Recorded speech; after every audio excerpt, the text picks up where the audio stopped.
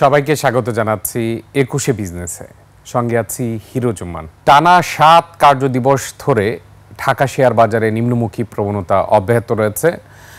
গতকাল পর্যন্ত টানা ৬ কার্যদিবসে সূচক কমেছিল ২২০ পয়েন্ট। এর আগে গত এক সপ্তাহে সূচক কমেছিল ১৫৪ পয়েন্ট। আজ দিনের শুরুতে কিছুটা ঊর্ধ্বমুখী প্রবণতা থাকলেও তারপরে একটানা নিম্নমুখী প্রবণতা লক্ষ্য করা যাচ্ছে। দিনের শুরুতে মাত্র ১৩ পয়েন্ট বৃদ্ধি পেয়েছিল, এরপর আমরা দেখেছি ৩৮ পয়েন্টের মতো সূচক কমে গিয়েছিল।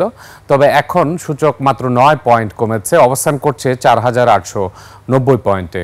মোট লেনদেন হওয়া কোম্পানিগুলোর মধ্যে ১৩২টি কোম্পানির দর বৃদ্ধি পেয়েছে, ১৭৯টি কোম্পানির দর হারিয়েছে, অপরিবর্তিত রয়েছে ৭৫টি কোম্পানির শেয়ারের দর। এছাড়া আজ লেনদেনের গতি অনেকটাই কম। আজ এখন পর্যন্ত লেনদেন হয়েছে মাত্র ২৩৫ কোটি টাকা এবং গতকালও লেনদেন হয়েছে মাত্র ৪০২ কোটি টাকা, অর্থাৎ এর আগের সপ্তাহের তুলনায় প্রায় ১৫০ কোটি টাকা কম লেনদেন হয়েছে গতকাল। আজও একই ধারা অব্যাহত রয়েছে। সব কিছু মিলে শেয়ার বাজারে এই পতনের কারণ হিসেবে বাজার বিশ্লেষকরা ৩টি কারণকে আখ্যায়িত করছেন। একটি হচ্ছে ৫ ব্যাংকের একীভূতকরণের কারণে ৫ ব্যাংকের শেয়ারের দাম শূন্য ঘোষণা করার পর এবং শেয়ারের লেনদেন বাতিল করার পর বিনিয়োগকারীরা কিছুটা হতাশ এবং এই ৫ ব্যাংকের শেয়ার হোল্ডারদের ভবিষ্যৎ নিয়ে অনিশ্চয়তার কারণে শেয়ার বাজারে কিছুটা প্যানিক বিরাজ করছে। এছাড়া আপনারা জানেন যে মার্জিন ঋণের বিধিমালা নিয়ে যে গ্যাজেট প্রকাশ করা হয়েছে গত সপ্তাহে, তারপর কিছুটা স্বস্তি ফিরলেও এর মধ্যে ২টি বিষয় নিয়ে বিনিয়োগকারীরা কিছুটা শঙ্কিত। একটি হচ্ছে ৫ লাখ টাকার নিচে যারা রয়েছে, যাদের এক্সিস্টিং মার্জিন লোন রয়েছে, তারা ১ বছর সময় পাবে অ্যাডজাস্ট করার জন্য। এছাড়া যে সকল শেয়ার মার্জিন অযোগ্য হয়ে যাবে তারা ৬ মাস সময় পাবে সেটি অ্যাডজাস্ট করার জন্য। এই যে ৬ মাস এবং ১ বছরের একটি বাধ্যবাধকতা তৈরি হয়েছে, সেটির জন্য কিছুটা হলেও শঙ্কা বিরাজ করছে বিনিয়োগকারীদের মধ্যে।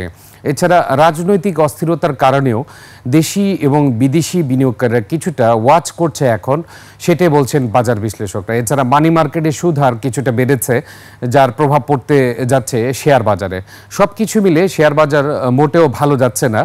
টানা ৭ কার্যদিবসের মতো নিম্নমুখী প্রবণতা রয়েছে এবং ৪ মাস আগের অবস্থানে চলে গিয়েছে সূচকের অবস্থান। এবং আমরা যদি দেখি ৩রা জুলাই সূচকের অবস্থান ছিল ৪,৮৯৪, ৩রা জুন সূচকের অবস্থান ছিল ৪,৬৬৪ এবং ২৮শে মে সূচকের অবস্থান ছিল ৪,৬১৫ পয়েন্টে। অর্থাৎ আমরা যদি দেখি ৫,০০০ পয়েন্টের নিচে যাওয়ার পর সূচক কিন্তু এখন ৪,৮৫০-এর আশপাশে ঘুরছে এবং সেই হিসেবে যদি বাজার আবার আগের অবস্থানে ফিরে যায় তাহলে হয়তো বা ৪,৬০০ পয়েন্টের কাছাকাছি যেতে পারে বলে বাজার বিশ্লেষকরা বলছেন। তবে মাঝে যে র্যালিটি হয়েছিল সেই র্যালিটি কিন্তু ক্ষণস্থায়ী হয়েছে, খুব একটা বেশি বাড়তে পারেনি সূচক। সব কিছু মিলে বাজার বিশ্লেষকরা বলছেন নিয়ন্ত্রক সংস্থার মধ্যে সমন্বয় এবং পুঁজিবাজারের প্রতি সবাই যে উদাসীন, সেই উদাসীনতা থেকে যেন ফিরে আসে, বিশেষ করে বাংলাদেশ ব্যাংক যেন পুঁজিবাজারের প্রতি কিছুটা আন্তরিক হয়, সেটাই দাবি করছেন সব বিশ্লেষকরা। এছাড়া বাংলাদেশ ব্যাংকের পরপর বিএসিসি, তারপর রয়েছে ডিএসি, সবাই মিলে মার্চেন্ট ব্যাংকার্স অ্যাসোসিয়েশন, ডিবিএ, সবাই মিলে যেন সমন্বিত পদক্ষেপ পুঁজিবাজারে বিনিয়োগকারীদের জন্য কিছুটা প্রণোদনা নিয়ে আসতে পারে অথবা পুঁজিবাজারে ভালো পরিবেশ তৈরি করতে পারে, সেই দিকে তাকিয়ে রয়েছে বিনিয়োগকারীরা। আমরা এখন দেখে নিচ্ছি যে মার্জিন ঋণ বিধিমালায় যে সকল পরিবর্তন এসেছে, অর্থাৎ মার্জিনাল বিধিমালা ২০২৫-এ যে সকল নিয়ম এসেছে সেগুলো আপনাদের সামনে তুলে ধরছি। আপনারা জানেন এর আগে ১৯৯৯ সালে যে মার্জিন ঋণ বিধিমালা ছিল সেটি বাতিল ঘোষণা করা হয়েছে, এরপর নতুন মার্জিন ঋণ বিধিমালা করা হয়েছে। কি কি বিষয় রয়েছে সেটা আমরা দেখে নিচ্ছি। প্রথমত বলে দিচ্ছি, কোনো বিনিয়োগকারী তার নিজস্ব মূলধনের চেয়ে বেশি ঋণ সুবিধা নিতে পারবেন না, যেটি আগে আমরা অভিযোগ শুনেছিলাম যে কারো মূলধনের চেয়ে ৩০০-৪০০ গুণও মার্জিন ঋণ নিয়েছিল এবং মার্জিন ঋণের কারণে পুঁজিবাজারে আজকে বেহাল দশা হয়েছে বলে অনেকেই বলেছিল আগে, সেটি এখন কিছুটা স্টপ করা হয়েছে। বিনিয়োগকারীর ন্যূনতম ইকুইটি থাকতে হবে ৫ লাখ টাকা। এর কমে কেউ আগে ঋণ নিয়ে থাকলে ১ বছরে ৫ লাখে উন্নীত করতে হবে, যেটা আপনাদেরকে একটু আগে বলেছি। ৫ লাখ টাকা নিচে বিনিয়োগ থাকলে মার্জিন লোন পাওয়া যাবে না। যাদের বিনিয়োগ ৫ থেকে ১০ লাখ টাকার মধ্যে তারা সর্বোচ্চ ১:১ অর্থাৎ ১:০৫০% অর্থাৎ 0.5% অনুপাতে ঋণ সুবিধা পাবে। অর্থাৎ কেউ যদি ৮ লাখ টাকা নিজের বিনিয়োগ থাকে তাহলে ৪ লাখ টাকা মার্জিন লোন পাবে। তবে ১০ লাখ টাকার উপরে হলে ১০ লাখ টাকায় মার্জিন লোন পাওয়া যাবে। ১০ লাখ টাকার বেশি বিনিয়োগকারীরা পাবেন ১:১ অনুপাতে মার্জিন সুবিধা। বাজারে পিই অনুপাত ২০-এর বেশি হলে সেক্ষেত্রেও মার্জিন অনুপাত হবে ১:১.৫। অর্থাৎ পিই রেশিও ২০ পর্যন্ত 10 লাখ টাকা বিনিয়োগ করলে 10 লাখ টাকা মার্জিন লোন পাওয়া যাবে। তবে যদি পি রেশিও 20-এর উপরে এবং 30-এর নিচে থাকে তাহলে 10 লাখ টাকার বিপরীতে 5 লাখ টাকা পাওয়া যাবে, অর্থাৎ অর্ধেক পাওয়া যাবে মার্জিন ঋণ। বাজারে পি অনুপাত 30-এর বেশি হলে মার্জিন লোন পাওয়া যাবে না, যেটি আমরা দেখেছি 40 পি পর্যন্ত আগে মার্জিন ঋণ পাওয়া যেত, এখন আর সেটি পাওয়া যাবে না। এছাড়া আরও যে সকল বিষয়গুলো রয়েছে, ছাত্রছাত্রী, গৃহিণী ও সাধারণ অবসরপ্রাপ্ত ব্যক্তিরা কোনো অবস্থাতে মার্জিন সুবিধা নিতে পারবেন না। তবে অর্থ সচ্ছল অবসরপ্রাপ্ত বিনিয়োগকারীরা এই সুবিধার আওতায় থাকবেন।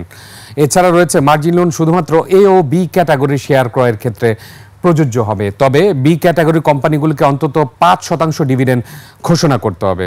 আরেকটি গুরুত্বপূর্ণ বিষয় হচ্ছে লাইফ ইন্স্যুরেন্স কোম্পানির শেয়ারের কেনায় মার্জিন ঋণ অনুপাত নির্ধারণ করা হয়েছে 1:0.25, অর্থাৎ কোয়ার্টার।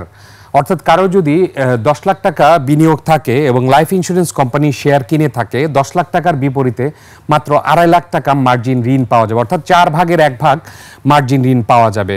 তাহলে এবং বলা হচ্ছে যদি ওই কোম্পানির হালনাগাদ অ্যাকচুয়ারিয়াল ভ্যালুয়েশন না থাকে তাহলে কোনো অবস্থায় মার্জিন ঋণ সুবিধা দেওয়া যাবে না।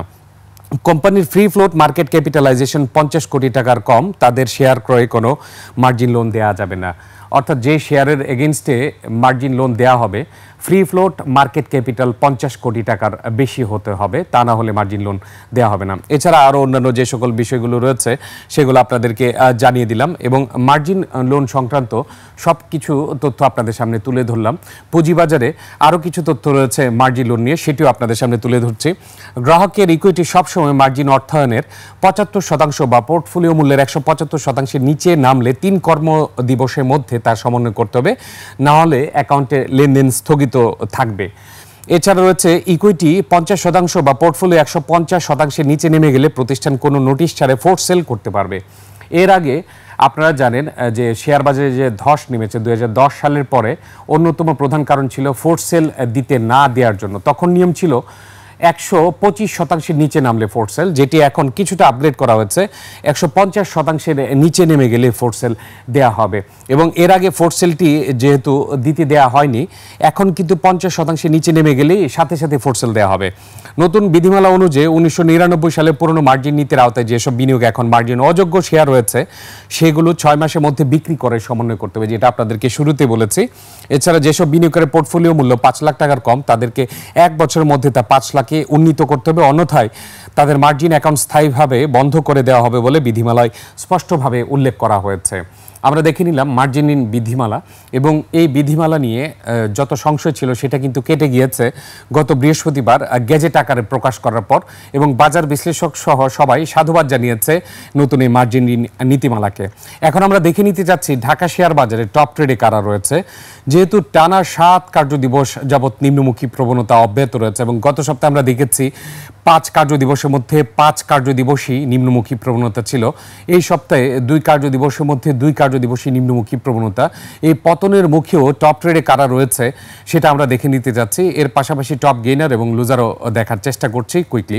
এবং টপ ট্রেডের ক্ষেত্রে আমরা প্রথমে দেখে নিতে যাচ্ছি কোন কোন শেয়ারের লেনদেন বেশি হয়েছে। আর সূচকের আপডেটের ক্ষেত্রে বলে দিচ্ছি, গতকাল সূচকের অবস্থান ছিল 4899 পয়েন্টে, এখন পর্যন্ত সূচক 9 পয়েন্ট কমে অবস্থান করছে 4890 পয়েন্টে। বেশিরভাগ কোম্পানির দর হারিয়েছে, লেনদেনের গতি অনেকটাই কম, হয়তোবা 400 থেকে 450 কোটি টাকা লেনদেন হতে পারে আজ ঢাকা শেয়ার বাজারে। ডিএসসি টপ ট্রেডে প্রথম স্থান রয়েছে আনোয়ার গ্যালভানাইজিং, এখন পর্যন্ত 18 কোটি টাকার মতো লেনদেন হয়েছে। দ্বিতীয় অবস্থান রয়েছে ওরিয়েন্ট ইনফিউশন, 14 কোটি 28 লক্ষ টাকা লেনদেন হচ্ছে। সামিট অ্যালায়েন্স স্পোর্ট রয়েছে তৃতীয় অবস্থানে, 10 কোটি 41 লক্ষ টাকা লেনদেন হচ্ছে। চতুর্থ অবস্থানে রয়েছে ডমিনেন্ট স্টিল, 9 কোটি 42 লক্ষ টাকা লেনদেন হচ্ছে এখন পর্যন্ত ঢাকা শেয়ার বাজারে। মনুস্পুল রয়েছে পঞ্চম অবস্থানে, 7 কোটি 34 লক্ষ টাকা লেনদেন হচ্ছে ঢাকা শেয়ার বাজারে এখন পর্যন্ত। 5টি কোম্পানির মধ্যে 2টি কোম্পানি দর হারিয়েছে এখন পর্যন্ত। আমরা দেখে নিব এখন কোন কোন কোম্পানি টপ গেইনারে রয়েছে, অর্থাৎ শতাংশের দিক থেকে কোন কোম্পানিগুলো সবচেয়ে বেশি বৃদ্ধি পেয়েছে এখন পর্যন্ত। টপ গেইনারের জন্য আমরা অপেক্ষা করছি। প্রথম স্থানে রয়েছে পাওয়ার গ্রিড, এই কোম্পানিটি আজ 13.48% বৃদ্ধি পেয়েছে, অর্থাৎ প্রাইস সেন্সিটিভ ইনফরমেশন থাকার কারণে কোম্পানিটি প্রায় 14% মতো বৃদ্ধি পেয়েছে। লেনদেনও ভালো হচ্ছে। সমতা লেদার 8% বৃদ্ধি পেয়ে টপ গেইনারের দ্বিতীয় অবস্থান রয়েছে। জাহিন টেক্সটাইল রয়েছে তৃতীয় অবস্থানে, 7% বৃদ্ধি পেয়েছে টপ গেইনারের। চতুর্থ অবস্থান রয়েছে প্রোগ্রেসিভ লাইফ ইন্স্যুরেন্স, 6.90 অর্থাৎ প্রায় 7% বৃদ্ধি পেয়েছে।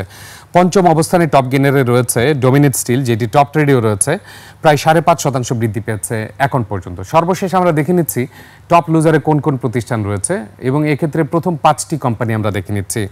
টপ লুজারের প্রথম অবস্থানে রয়েছে ফার ইস্ট ফাইন্যান্স, এখন পর্যন্ত 10.53% দর হারিয়েছে। ফার্স্ট ফাইন্যান্স এখন পর্যন্ত 9.88% দর হারিয়েছে। ইন্টারন্যাশনাল লিজিং 9.88% দর হারিয়েছে। Peoples Leasing and Financial Services 9.86% দর হারিয়েছে, রয়েছে চতুর্থ অবস্থানে। এফসি এগ্রো 9% দর হারিয়েছে, রয়েছে পঞ্চম অবস্থানে। এবং এক্ষেত্রে দর্শক আপনাদেরকে জানিয়ে রাখি, ব্যাংক মার্জারের পরপর বিনিয়োগকারীদের মধ্যে আরেকটি সংখ্যা ভর করেছে, সেটি হচ্ছে আর্থিক প্রতিষ্ঠানের লিকুইডেশন নিয়ে বাজারে গুজব রয়েছে যে সকল আর্থিক প্রতিষ্ঠান অথবা বীমা কোম্পানি অথবা ব্যাংক রুগ্ন অবস্থায় রয়েছে সেইগুলোর অবসান হতে পারে কিনা এই নিয়ে কিন্তু বাজারে কিছুটা সংশয় রয়েছে। বিশেষ করে বাংলাদেশ ব্যাংকের গভর্নর যখন বলেছিল যে আর্থিক প্রতিষ্ঠান খাতে যে সকল কোম্পানিগুলো রুগ্ন অবস্থায় রয়েছে তাদের মধ্যে 9 থেকে 10টি আর্থিক প্রতিষ্ঠানকে লিকুইডেশন করা হতে পারে, এই নিয়েও কিন্তু বাজারে কিছুটা শঙ্কা রয়েছে, যার ফলশ্রুতিতে আমরা আজকে টপ লুজারের প্রথম 5টির মধ্যে 4টি দেখেছি আর্থিক প্রতিষ্ঠান খাতের। সবকিছু মিলে দেখা যাক দিন শেষে আসলে পতন ঠেকাতে পারে কিনা ঢাকা শেয়ার বাজার। দর্শক, নিচ্ছে একটি বিরতি, ফিরছি একটু পরে, ততক্ষণ আমাদের সঙ্গেই থাকুন।